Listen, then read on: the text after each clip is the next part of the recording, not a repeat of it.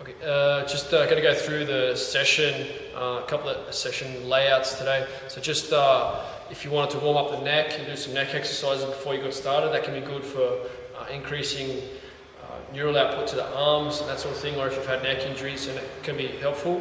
So just bridging on the neck. So to start off with, you can have your weight on all fours,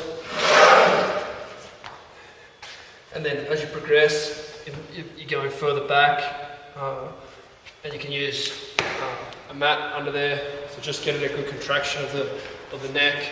Same sort of one on the back.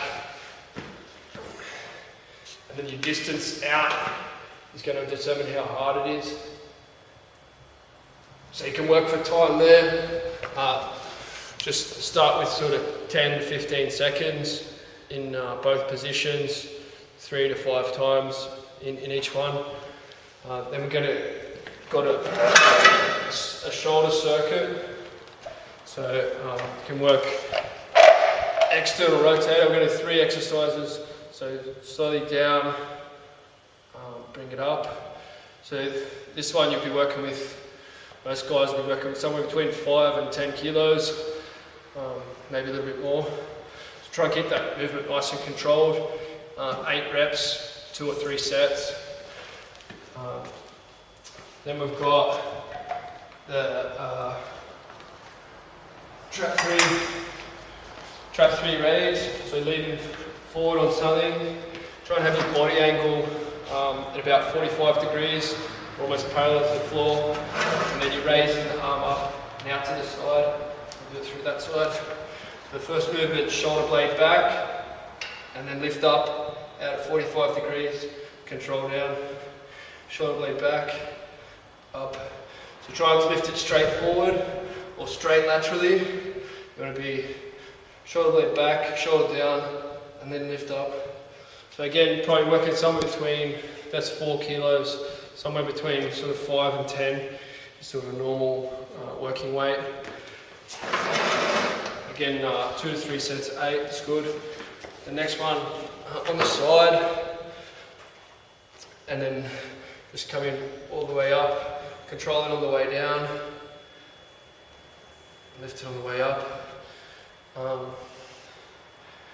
You'll do a similar sort of weight for the 3 movements. Try not to get too much body swing to get that weight up. So yeah, you're probably looking somewhere between 5 and 10 kilos, 2 to 3 sets of 8. From there, get into the session. So that should take you around about 10 minutes. Shouldn't leave you fatigued, just a bit activated, and a bit of work there to prepare.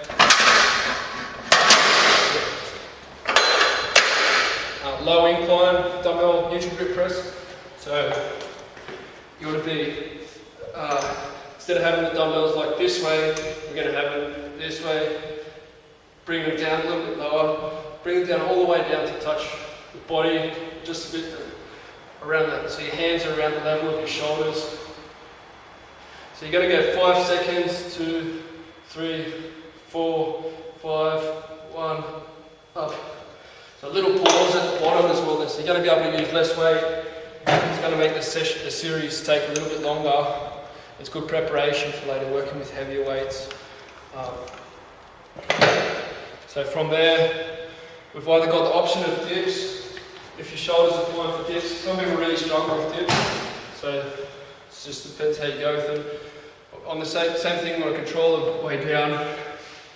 We want to get good range and then come back up. So we really want to use that full range and then up. If you've got issues with your sternum or with your shoulders and you're struggling to do the dips in full range, I'd rather you do standing military press. So again, that same sort of neutral grip. Start there.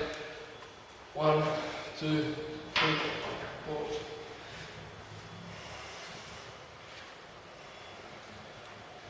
So when you're using these tempos, you're not going to lift as much weight as you would have been lifting, but I really want you to do that as to set you up for later phases when we build even more strength. So they're going to be good for getting your muscles ready to lift more weights later.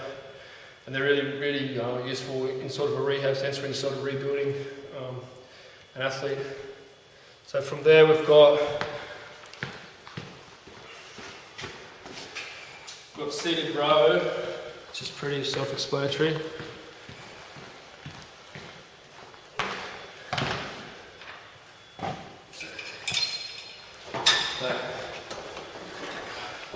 Just main thing to work on here is just good posture. Just want to get that all the way back in, thumbs against the body, let your shoulder blades out a little bit, back in. You don't have to go all the way back in, like in pumping iron. Just let your shoulder blades out a little bit and come back. So again, focusing on technique there, get that squeeze in tight rather than putting all the plates on there, heaving it and not really getting that inner range. So we want this part to be strong into your body when you have good control. So those ones, and then going on to the back extension. So you can either do them on a GHR or even on a 45-degree incline, or a normal back extension machine's fine. So you come in up and then finishing in across. So there's a little bit of work for your lower back and your hammies, but it's also a posterior delt exercise. So together with the seated row, you're going to get more work for your retractors, the upper back. Yeah, that would need to be set out a little bit further apart to use a little bit less of the hamstrings, but that's basically the session. Then so we're rolling to finish with the abs. 6 minutes 50.